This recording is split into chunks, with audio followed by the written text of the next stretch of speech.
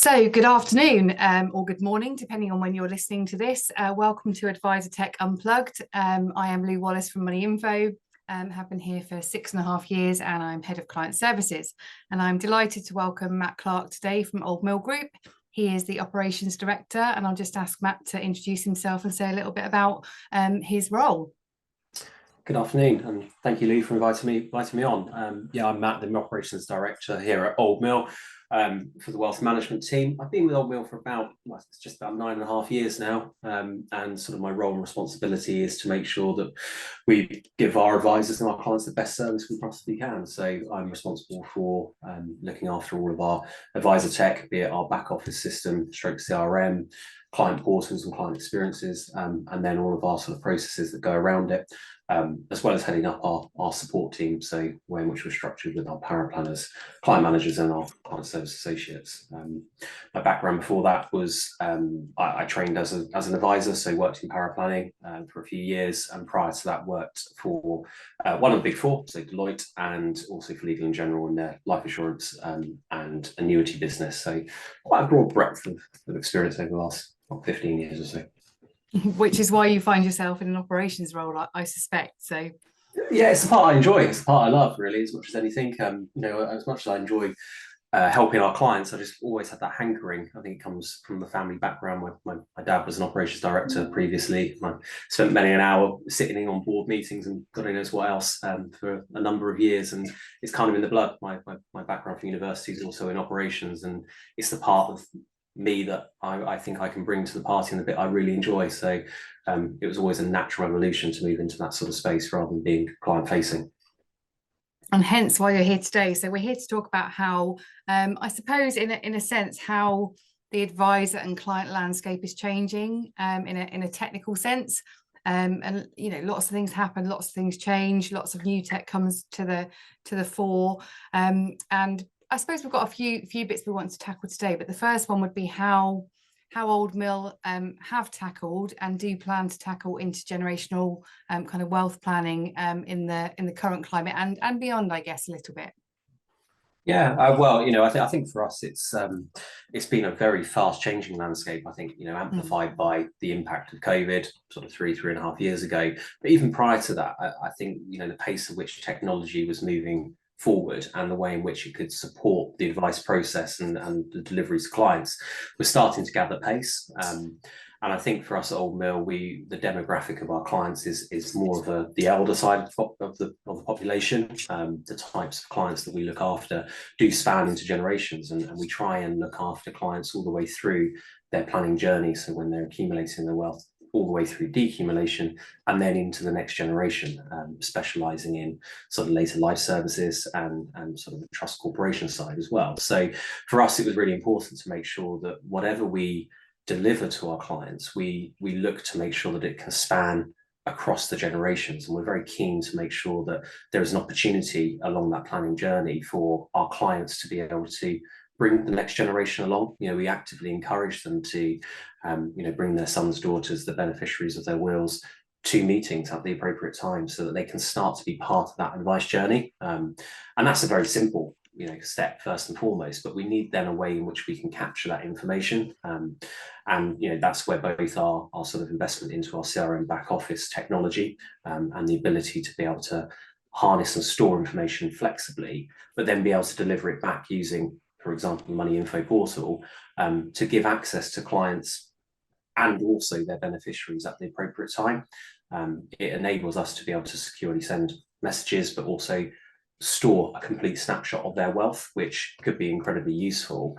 And we're latterly starting to make use of the sort of secure function whereby clients can store documents that may be really personal for them within the app, but may not be appropriate for us to have visibility over. So that ability is really, really powerful, but means that there is one-stop shop for clients that they know that's secure, that they can pass over their details to the next generation and start to share that.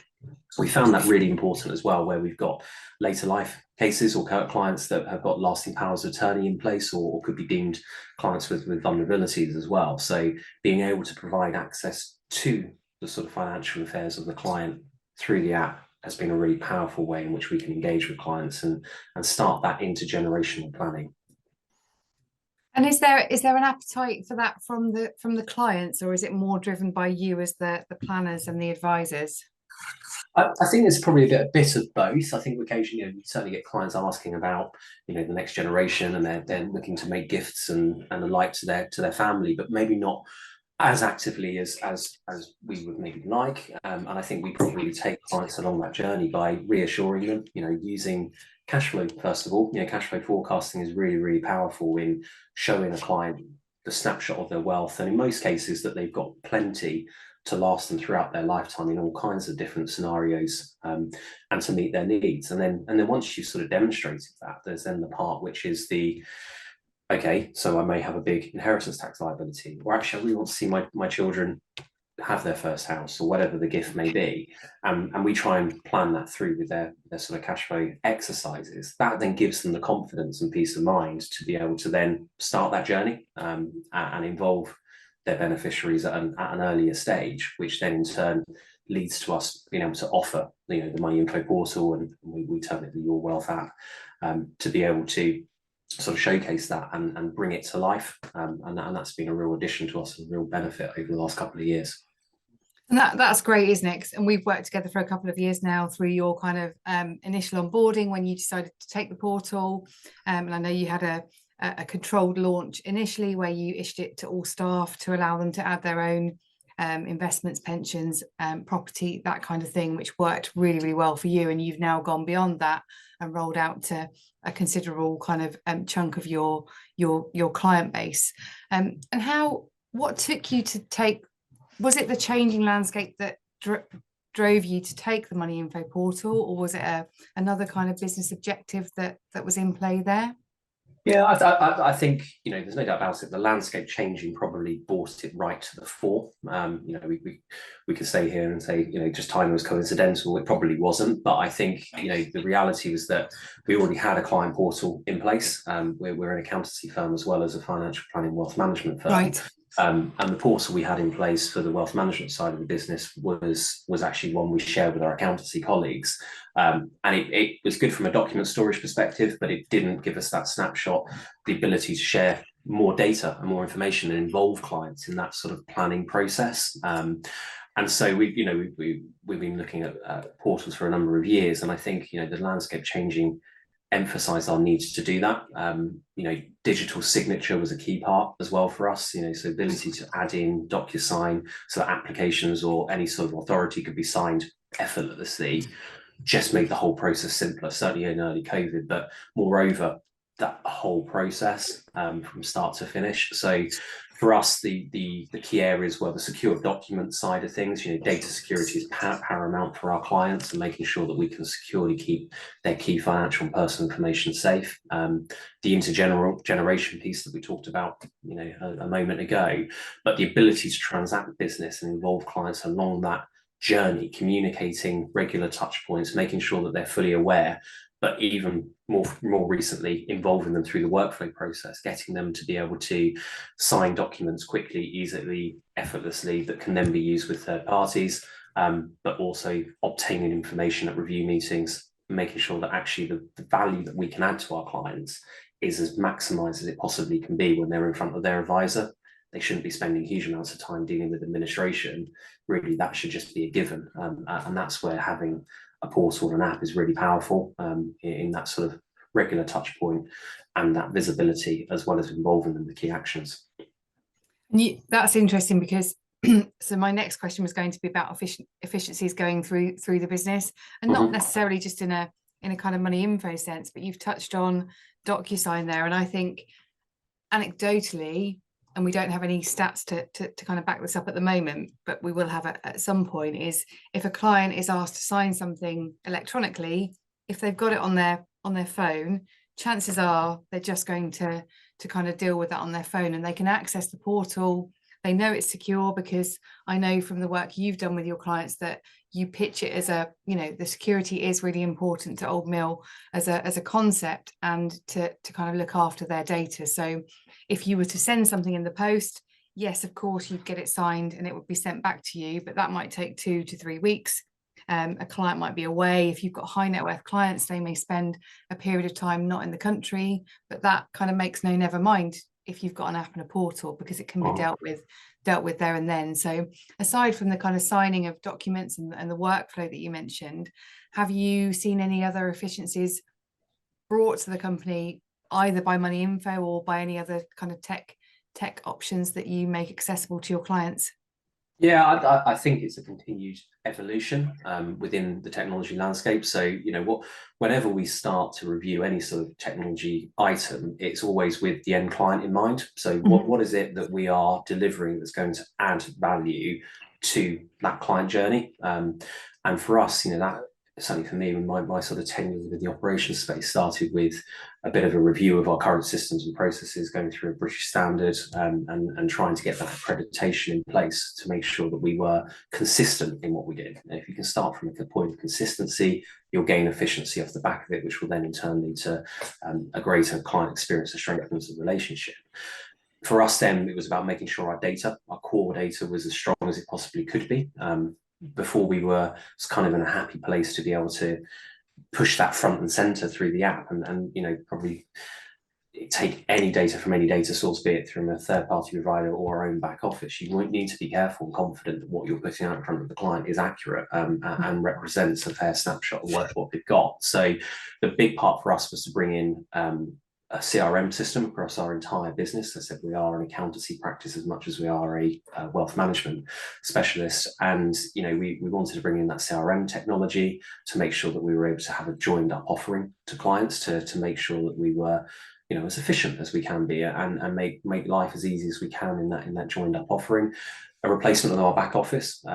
And again, what we were keen to make sure with our back office was that it wasn't just a case that we're putting data in that was just being stored within that system. We were able to do something with it. So be it push it through the portal, through to being able to share it with our accountancy colleague to use it within the CRM capacity, or actually some of the areas we're now trying to focus on, which is getting that data to the product providers. So, ultimately we want to be able to make the client's journey as simple and quick as possible, ideally using the app and the portal as the key part of that process, whereby a client will have an application form to sign via DocuSign that can then push the data through to our back office and then also share it with product providers.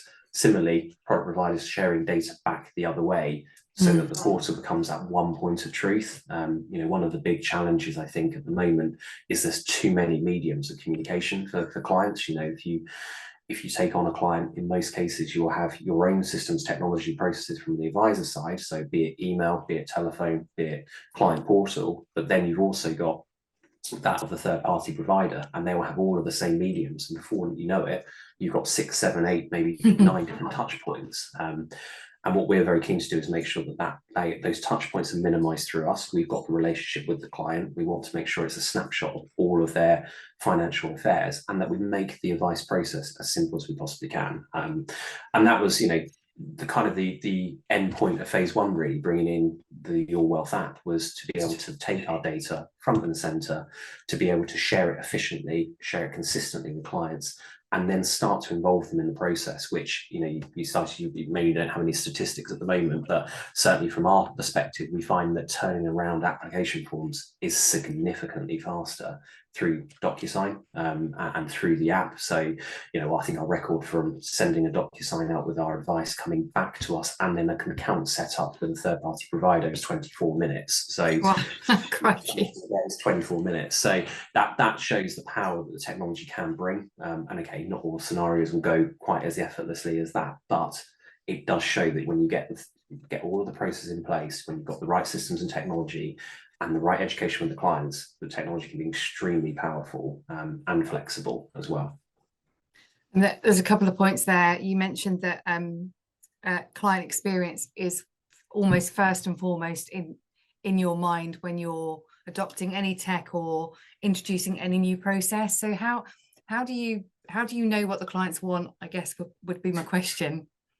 It's multifaceted. I think the key parts for us are getting feedback from our clients. So either directly through client surveys, which we run on a semi-regular basis, asking for feedback at review meetings through our planners, or indirectly they will just obtain feedback on something that's either good, bad, or indifferent, and that obviously shapes the key focuses that we go through. But one of the key focuses for Old Mill is that we have a client advisory board, a good number and cross section of clients from different demographics, different stages in their journey with Old Mill, and to have their feedback is invaluable. So quite often we will take things to the client advisory board for review, for thought, for comment, and they will give us some invaluable feedback that we will then use to tweak, change, and think about how that is then delivered. And in some cases, no, actually, that's not the right angle at all. Park it, go on to something else, and that's absolutely fine as well. So client feedback shapes everything that we do. Without our clients being on board with the process we put in place, it doesn't work. So we can have the nicest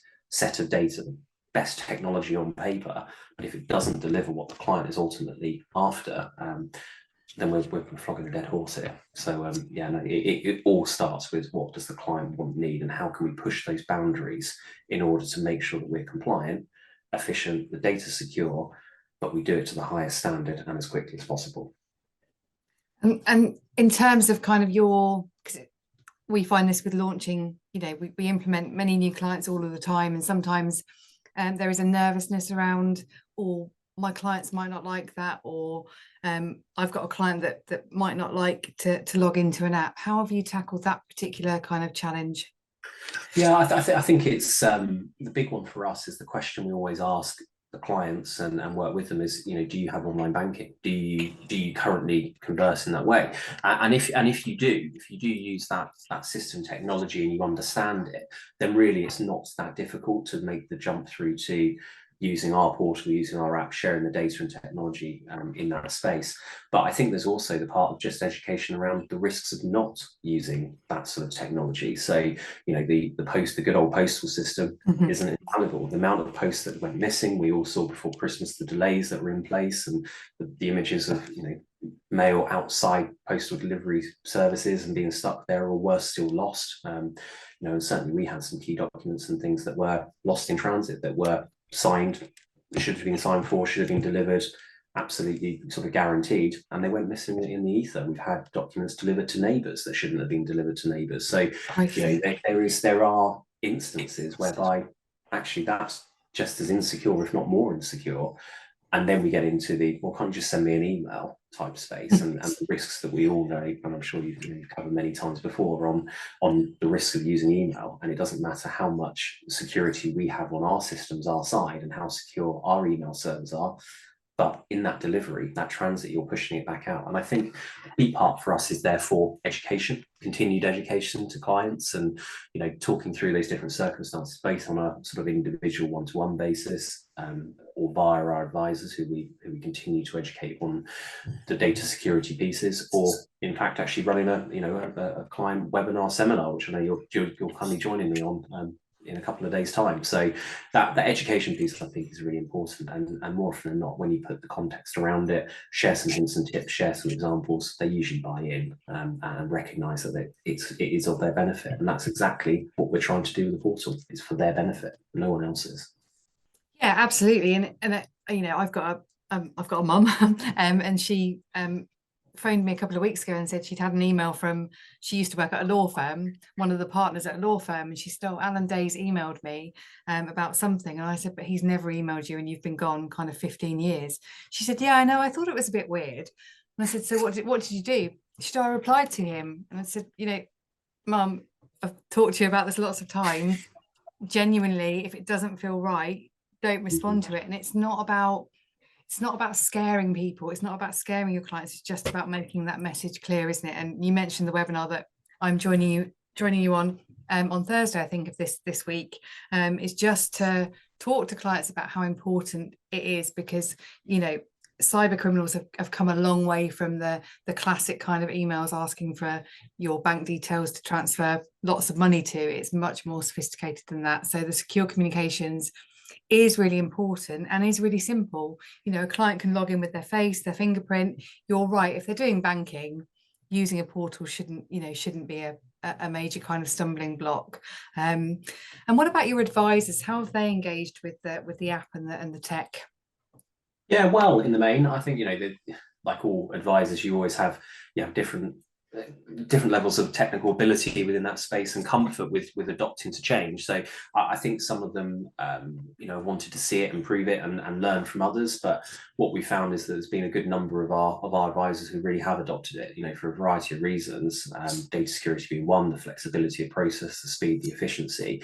And what we found is actually it's all well and good you, me, others sharing that and saying, please take this, please, get your clients onto here. We think it's really beneficial. Actually hearing it from their peers and hearing the feedback from clients has been the most valuable part of this. So sharing the best practice, sharing the good success stories and sharing, well, did you know the app can do this? Or actually it could be really useful in this process, or it sped up the entire process, was really valuable for us. I always work on a sort of 80-20 rule and be it with advisors, be it with clients, be it with any process, always start with that. You're not going to get 100% of uptake. We have to accept that, have to realize that. But if we work on a process or we work on rolling out a system that works for 80% of our clients, 80% of everything that we try and do, then you're kind of onto a winner. And that's what we try to do with the rollout of the app. We haven't set one draconian process that you have to follow from start to finish. There's flexibility in terms of how we set that client up, what access they have, how much data feeds through, who has visibility of it. And that's been really useful because we have some clients who really like to go into the app and see everything daily and want to make sure that we are feeding regular information to them through the portal. Others like just have a snapshot, we'll go in once a year. Others like to have all of their documents in and include all their bank feeds in there. We have the flexibility to be able to allow for all of those things. And I think that's really important that the advisors, the support team know that we are able to offer that. And it's not just here's the app, take it or leave it. And it's a continued re-education. So we're up to probably about half our clients now that actually use it. And given our demographic, we're quite happy at that sort of level. Yes, we'd like to get more and more as time goes on. And all new clients should be going onto the app as well. But taking it slowly, re-emphasizing the benefits and focusing on the core of what the app brings to us is really important. And that's what's led to the advisors adopting it. You and I were at an event in Bristol a couple of weeks back, and there was another advisor there, another Money Info user, and we were talking about the Money Info Manager app. And I think several people in the room weren't aware there was an app for advisors and operators. And James got a ping on his Apple iWatch, and he had a message, and he was able to respond to it. And it was kind of a little bit of a revolutionary moment for some of the people in there. And everyone then grabbed their phones and they were like downloading the Money Info Manager app, which is great. And we've enhanced that recently. We're just waiting for a republish to the App Store, which will allow an advisor to take a photograph of something and upload it to their client and log in with biometrics. So we're continually working on tech that not only supports you with your clients, but also you with your advisors and your operational kind of processes, where an advisor might need a evaluation or to read a report that's been sent to a client. That may mean logging into MIM, Money Info Manager, as opposed to navigating a kind of back office or CRM. And I know for you, those two things might not be the same thing, and it might be useful if you just kind of give your view on that, Matt. Yeah, no, definitely. So, just to sort of, I guess, plug the MIM app, it is really useful and it is a brilliant tool. And I think, the flexibility of being able to access it anywhere, anytime via whatever device you've got is really powerful. We want our advisors out and help. We want them in front of the clients. We don't want them sat in front of the screen day in, day out. We want them adding value to our clients, but there are times whereby they just need that information and maybe they can't get it from their support team, or they want it front and center, or it's just as quick and easy for them to do it themselves. Having that app to do that, or the ability to message, send a quick message to the client that is secure, really, really powerful. So yeah, no, definitely plug that one. For me, yes, CRM and back office are not one and the same. I've always been quite clear about that. We happen to take, a back office that is also built on the ground of a CRM. And that was done through a lot of considered effort as to what we're trying to do. And I don't think there's any problem with that. In fact, I'd encourage it. But in terms of what we see as a CRM, it's very much around the core data that's used for the ability to have an opportunity pipeline in place, that prospecting lead type environment, the sharing of that information across the wider business, and the MI that's then created off the back of it, that in turn can be used for marketing lists, mailers, etc. I kind of draw the line at that sort of space within the CRM functionality. And then I would say once the prospect has become a full account, that's when the back office takes over. That's where you're getting the in-depth information, be it valuations, price feeds, be it the soft facts that you would obtain from a fact find that then goes out to create the full client picture, be it in written format or through the Your Wealth app, Money Info app there. So for me, they are two distinct areas. But I think I talked at the start about this one point of truth. Having one set of data is really important, because if you've got a CRM system that is containing one set of data that may get out of date as soon as you've engaged with that client because your back office has taken over, you've got risk. First and foremost, what data point is true. You could end up sharing the wrong information with the wrong party. That could cause delays, could cause operational embarrassment, all kinds of different things. And it's just inefficient. You're keying data multiple times. So even if you've got separate CRMs, back offices, apps, third-party systems, the ability to try and bring that data together, either through API technology or through amalgamating tools into one system, or latterly using AI tech or data warehousing, all of those things I think are really good investments. And we're all hearing about the likes of ChatGPT and RPAs, what's happening in the industry and space, and clearly it's going to have a place. As to how far it will come in, only time will tell, and I think we need to be cautious there. But there's definitely merit in trying to run your business as a data-driven business. The stronger the quality of your data, the more amalgamated it is, the better the quality, the more efficiency you will then gain, and therefore enhancing your client experience.